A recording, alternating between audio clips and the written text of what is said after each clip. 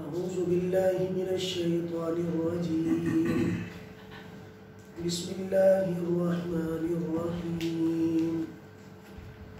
قل كفى بالله بيني وبينكم شهيدا يعلم ما في السماوات والأرض والذين آمنوا بالباطل وكفروا بالله أولئك هم الخاسرون ويستعجلونك بالعذاب ولولا أجل مسمى لجاءهم العذاب وليأتينهم بغتة وهم لا يشعرون يستعجلونك بالعذاب وإن جهنم لمحيطة بالكافرين يوم يغشاهم العذاب من فوقهم ومن تحت أرجلهم ويقول ذوقوا ما كنتم تعملون يا عبادي الذين آمنوا إن أرضي واسعة فإياي فاعبدون كل نفس ذائقة الموت ثم إلينا ترجعون والذين آمنوا وعملوا الصالحات لنبوئنهم من الجنة غرفا تجري من تحتها الأنهار خالدين فيها نعم أجر العاملين الذين صبروا وعلى ربهم يتوكلون وكأي من دابة لا تحمل رزقها الله يرزقها وإياكم وهو السميع العليم ولئن سألتهم من خلق السماوات والأرض وسخر الشمس والقمر ليقولن الله فأنى يؤفكون الله يبسط الرزق لمن يشاء من عباده ويقدر له إن الله بكل شيء عليم ولئن سألتهم من نزل من السماء ماء فأحيا به الأرض من بعد موتها ليقولن الله قل الحمد لله بل أكثرهم لا يعقلون صدق الله العظيم شروع اللہ کے نام سے جو بڑا مہربان نہایت رحم والا ہے۔ آپ فرما دیجئے کہ اللہ تعالیٰ کافی ہے میرے اور تمہارے درمیان میں گواہ ہونے کے اعتبار سے، اور وہ جانتا ہے ان سب چیزوں کو جو آسمانوں میں ہیں اور جو زمین میں ہیں۔ والذین آمنوا بالباطل، اور وہ لوگ جو باطل من گھڑت چیزوں پر ایمان لاتے ہیں، وکفروا باللہ، وہ اللہ کا انکار کرتے ہیں، اولئک هم الخاسرون، وہ لوگ ہیں جو خسارے والے ہیں۔ وَيَسْتَعْجِلُونَكَ بِالْعَذَابِ، یہ مشرکین مکہ آپ سے عذاب مانگنے میں جلدی کرتے ہیں۔ اگر مدت مقررہ نہ ہوتی لَجَاءَهُمُ الْعَذَابُ، تو عذاب ضرور ان کے پاس آ جاتا۔ وَلَيَأْتِيَنَّهُمْ بَغْتَةً، اور ان قریب جلدی اللہ عذاب لے کر آئیں گے، جب یہ شعور نہ رکھتے ہوں گے، ان کو پتہ نہیں ہوگا کیسے عذاب آیا، اور وہ آپ سے عذاب کی جلدی مانگتے ہیں۔ بے شک جہنم وہ کافروں کو گھیرنے والی ہے، جس دن عذاب ان کو ڈھانپ لے گا، ان کے اوپر سے، ان کے نیچے سے، اور اللہ کہیں گے ذوقوا ما کنتم تعملون، تم چکھو اس عذاب کو ان چیزوں کے بدلے میں جو تم کیا کرتے تھے۔ اے میرے وہ بندوں جو ایمان لائے، بے شک میری زمین وسیع ہے، تم میری ہی عبادت کرو۔ ہر ایک آدمی کو موت کا ذائقہ چکھنا ہے، ثم الینا ترجعون، پھر تم ہماری طرف لوٹ کر آنے والے ہو۔ اور وہ لوگ جو ایمان لائے، جنہوں نے نیک عمل کیے، ہم ان کو ضرور ایسے باغات میں کمروں کا ٹھکانہ دیں گے کہ جن کے نیچے نہریں چلتی ہوں گی، اس میں ہمیشہ رہنے والے ہوں گے۔ نعم اجر العاملین، عمل کرنے والوں کا اجر بڑھیا ہے۔ وہ لوگ جنہوں نے صبر کیا، وہ اپنے رب پر بھروسہ کرتے ہیں۔ اور کتنے ایسے جانور ہیں جو اپنی روزی اٹھا بھی نہیں سکتے، اللہ انہیں بھی روزی دیتے ہیں، تمہیں بھی روزی دیتے ہیں، اور وہ سننے والا جاننے والا ہے۔ اور اگر آپ ان سے پوچھیں کہ آسمان زمین کو کس نے پیدا کیا اور سورج اور چاند کو کس نے مسخر کیا، تو وہ فی البدیہہ کہیں گے اللہ نے پیدا کیا، اللہ ہی نے مسخر کیا۔ فَأَنَّىٰ يُؤْفَكُونَ، پھر کہاں بھٹک کے جاتے ہو۔ وہی اللہ رزق کو پھیلاتا ہے جس کے لیے چاہتا ہے اپنے بندوں میں سے، اور کم کر دیتا ہے۔ بے شک اللہ تعالیٰ ہر چیز کو جاننے والے ہیں۔ اور اگر آپ ان سے پوچھیں کہ کس نے آسمان سے پانی کو اتارا، پھر اس کے ذریعے سے بنجر زمین کو آباد کیا، من بعد موتہا، زمین کے بنجر ہو جانے کے بعد، تو وہ فوری طور پر کہیں گے اللہ ہی نے زندہ کیا، اللہ ہی نے آباد کیا۔ تو آپ کہہ دیجئے سب تعریفیں بھی اللہ کے لیے ہیں، بل اکثرهم لا یعقلون، بلکہ ان میں سے اکثر وہ ہیں جو حقیقت سے آشنا نہیں ہے، جو حقیقت کو سمجھتے نہیں ہیں۔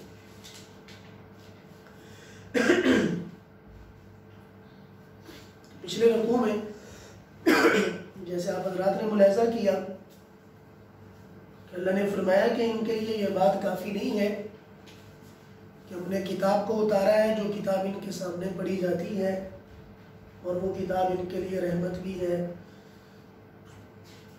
اور جو ماننے والے ہیں ان کے لیے نصیحت ہے۔ باقی رہا مسئلہ تمہارے ایمان کا، کہ یہ لوگ اگر تمہیں ایمان والا نہیں مانتے، تمہارے ایمان کو تسلیم نہیں کرتے، تمہارا مسلمان ہونا ان کو اچھا نہیں لگتا، تو آپ ان سے کہہ دو تم مانو نہ مانو، ہمارے لیے اللہ کافی ہے۔ ہمارا ایمان اللہ کے سامنے ہے، ہماری نیکی اللہ کے سامنے ہے، ہماری بھلائی اللہ کے سامنے ہے، تو اللہ ہمارے لیے گواہ کافی ہے۔ اور وہ اللہ خوب جانتا ہے آسمانوں میں کون ہے، آسمان کے اندر موجود چیزوں کو بھی وہ جانتا ہے، زمین والی چیزوں کو بھی جانتا ہے۔ اصل میں جب ہجرت کا حکم نازل ہوا تو مکہ کے کافی سارے مسلمان مدینے کی طرف چلے گئے، حضور بھی چلے گئے، کچھ مسلمان وہاں پر رہ گئے۔ اب وہ ہمیشہ اڑتے رہتے تھے، تو ان کو اپنا ایمان بھی مشکوک لگتا تھا کہ پتہ نہیں ہمارا ایمان بھی اللہ کو پسند ہے یا نہیں ہے۔ تو اللہ نے فرمایا کہ تمہیں پریشان ہونے کی ضرورت کوئی نہیں ہے، کہ جس اللہ پہ تم ایمان لا رہے ہو، اگر یہ لوگ تمہیں ایمان والا نہیں مانتے تو نہ مانے، ہم ماننے کے لیے کافی ہیں۔ تم جہاں پر رہ کے کمرے میں چھپ کر عبادت کرتے ہو، اللہ کے احکامات کو پورا کرتے ہو، وہ کافی ہے۔ کسی کو اچھا بننے کی ضرورت نہیں، کسی کے سامنے اپنا ایمان تسلیم کرانے کی ضرورت نہیں، کہ اللہ تو دلوں کے بھید بھی جانتا ہے، وہ تمہارے ایمان کو خوب جانتا ہے، اور اس کا ایمان، تمہارا ایمان اللہ کے سامنے مسلم بھی ہے، اللہ کے ہاں مقبول بھی ہے۔ وہ مشرکین مکہ ان لوگوں کو تڑایا کرتے ہیں، ان لوگوں کو تکلیف دیا کرتے ہیں، اور حضور اکرم صلی اللہ علیہ وسلم سے بار بار عذاب کا مطالبہ کرتے ہیں کہ جلدی عذاب لے کر آئیں۔ ایک مشرک تھا بہت بڑا جس کا نام تھا نضر بن حارث، تو ہمیشہ یہ کہتا تھا کہ اگر واقعی قرآن آپ کا سچا ہے تو پھر آسمان سے پتھروں کی بارش کرا دو، کہ اچانک پتھر ہیں ہم سارے کے سارے مر جائیں۔ اللہ نے فرمایا کہ ہم ان کی چاہتے پورا کرنے پر قادر ہیں، ہم ضرور ان کو اوپر چاہت پورا کر دیتے، اگر ہم نے وہ آپ سے وعدہ نہ کیا ہوتا کہ ہم آپ کی امت کو ایک دم ہلاک نہیں کریں، ان کی وجہ سے ہم دوسرے لوگوں کو بھی ہلاک کر دیں، دوسری مخلوقات کو بھی تباہ کر دیں، برباد کر دیں۔ سب کا ایک وقت مقرر ہے، وہ قیامت کا دن ہے، جب قیامت کا دن ہوگا تو ان سب لوگوں کو اپنے انجام کا پتہ چل جائے گا۔ اگر یہ دنیا میں زندہ ہوں گے تو ان کو دنیا کے اندر پتہ چل جائے گا کہ قیامت کیسے آتی ہے، اور اگر یہ دنیا سے چلے گئے تو پھر ان کو جہنم اور جہنم کی چیزیں بتا دیں گی کہ اللہ کی نافرمانی کا انجام کیسا تھا۔ تو اس لیے اللہ پاک نے مسلمانوں کو بار بار تسلیاں دی ہیں کہ تم چھپ کر بس اپنی عبادت کرو، اللہ کی عبادت میں لگے رہو، ان کی باتوں سے پریشان نہ ہوا کرو۔ اچانک ایک ایسا وقت آئے گا کہ عذاب ان کو اوپر نیچے سے گھیر لے گا، پھر ان کو چھڑانے والا کوئی بھی نہیں ہوگا۔ باقی اگر تم یہاں پر رہ کے تنگ دل ہو رہے ہو، پریشان ہو رہے ہو، تو چھوڑ کے چلے جاؤ۔ ان ارضی واسعہ، میری زمین بہت وسیع ہے، جہاں مرضی جا کر، گاؤں میں جا کر، کھیتوں میں جا کر میری عبادت کرو اور میری عبادت کے اندر مشغول ہو جاؤ۔ تم جہاں پر بھی رہ کر مجھے پکارو گے، میری عبادت کرو گے، تو میری عبادت کے اندر تمہیں وہی نور ملے گا جو ایمان والوں کو ایمان والوں کے علاقے کے اندر ملتا ہے۔ پھر آگے فرمایا کہ اصل میں یہ زندگی تو ایک چند دن کی ہے، موت حقیقت ہے۔ میں نے تمہیں زندگی اس لیے دی ہے تاکہ تم مرنے کی تیاری کرو، اور مرنے کی تیاری کر کے میرے پاس آ جاؤ۔ میں نے تمہارے لیے جنت میں ایسے باغات بنائے ہیں، ایسے کمرے تیار کیے ہیں جن کے نیچے نہریں جاری ہوں گی، ہمیشہ رہیں گے، اور وہاں پر تمہیں کبھی کوئی بھی تکلیف پریشانی کا عالم نہیں دیکھنا پڑے گا۔ اور پھر فرمایا کہ جو لوگ ہماری آیات، ہمارے قرآن، ہمارے ایمان کی وجہ سے صبر کرتے ہیں، بھروسہ کرتے ہیں، اللہ پاک کو ان کا صبر خوب معلوم ہے، اللہ پاک ان کے صبر کا بدلہ بھی ان کو خوب دیں گے۔ اور جہاں تک تم اگر یہ ڈر لگتا ہے کہ اگر تم اپنی یہ زمینیں، جو تمہارے کھیت ہیں، تمہاری اپنی دکانیں ہیں، تمہاری تجارتیں ہیں، اگر تم ان کو چھوڑ کر جاؤ گے تو بھوکے مر جاؤ گے، بچے بھی بھوکے مر جائیں گے۔ فرمایا کہ جو اللہ ان کو روزی دے رہا ہے جن کے پاس اسباب بھی کوئی نہیں ہے، جیسے جانور ہیں جن کو اپنی روزی کا پتہ ہی کوئی نہیں ہے، اللہ کہاں سے ان کو روزی دے رہے ہیں، تو اللہ تمہیں بھی روزی دیں گے۔ اللہ پاک روزی دینے پر قادر ہے، اور اللہ پاک سننے والا بھی ہے، جاننے والا بھی ہے۔ تو اس لیے میرے عزیز دوستو، اللہ تعالیٰ نے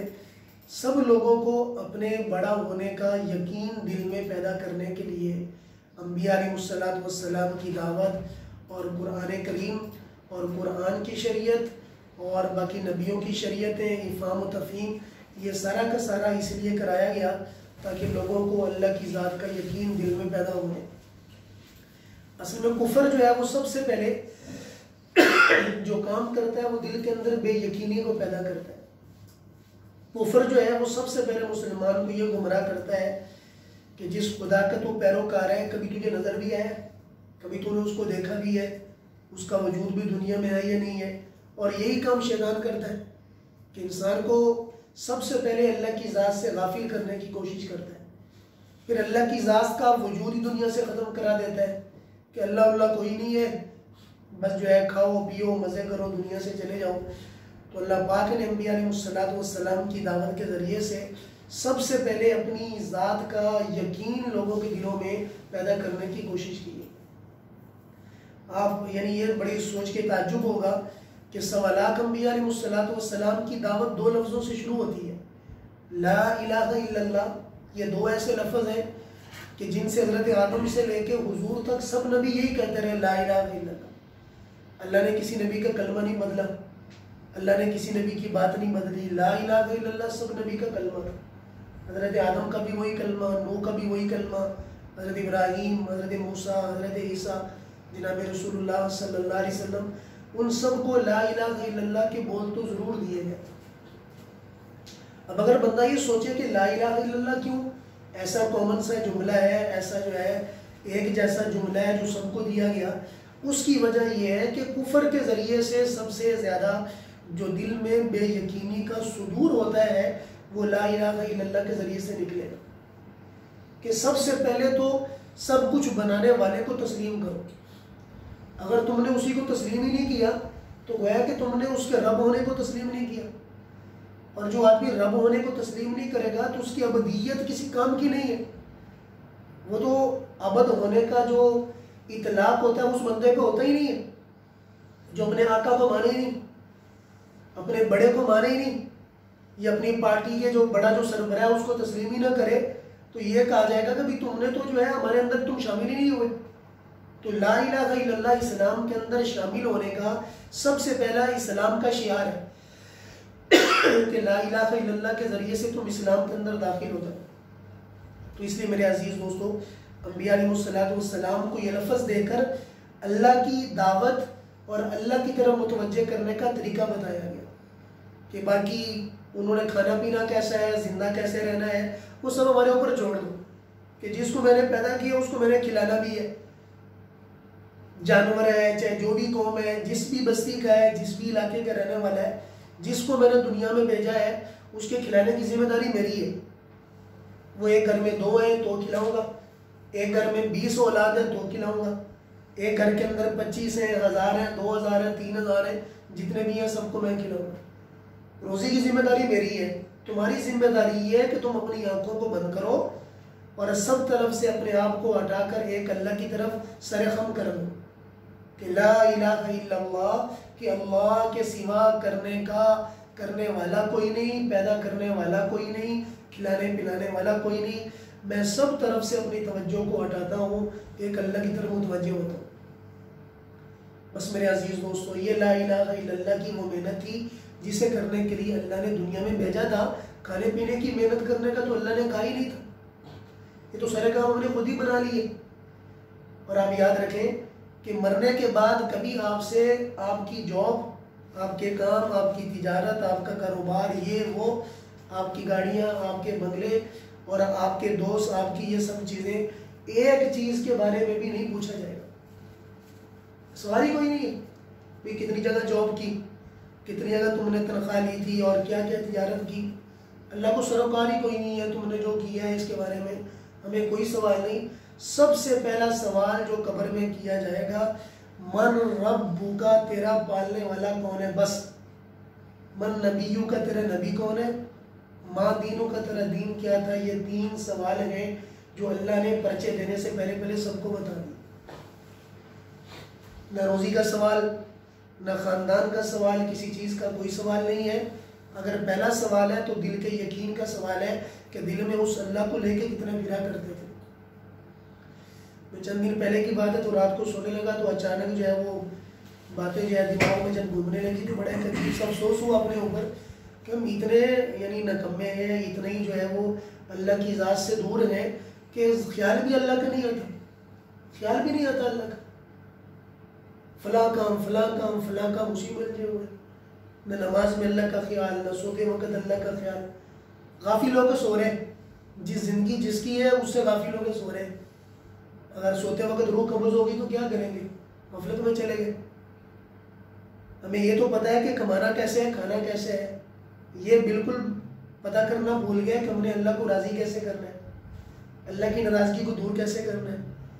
میاں توبہ بھی کرنی ہے، اتنے جو گناہ اپنے اوپر لگائے ہوئے ہیں، اپنا دامن جو گناہوں سے بھرا ہوا ہے اس کو معاف بھی کرانا ہے۔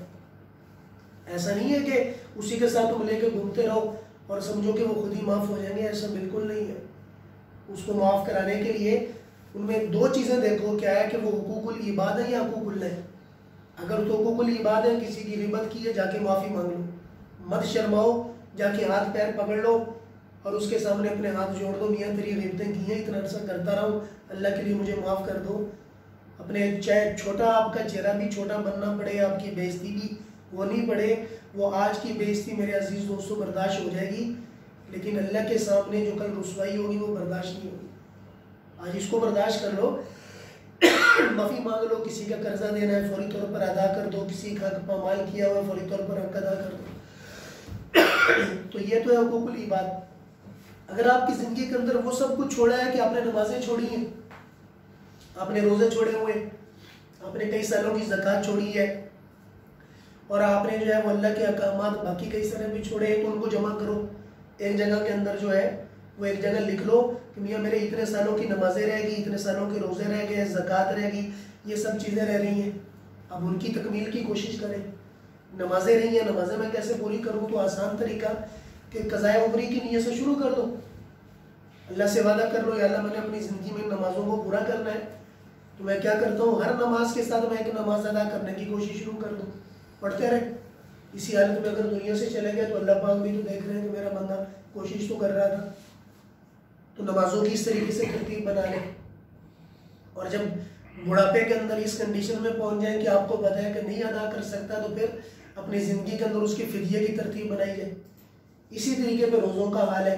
کہ روزے جو ہے جو قضا کی ہیں ان کا رکھنا فرض ہے. ایک تندرست آدمی، ایک بالکل ہٹا کٹا آدمی ہے، وہ اگر یہ کہے کہ میں نہ رکھوں گا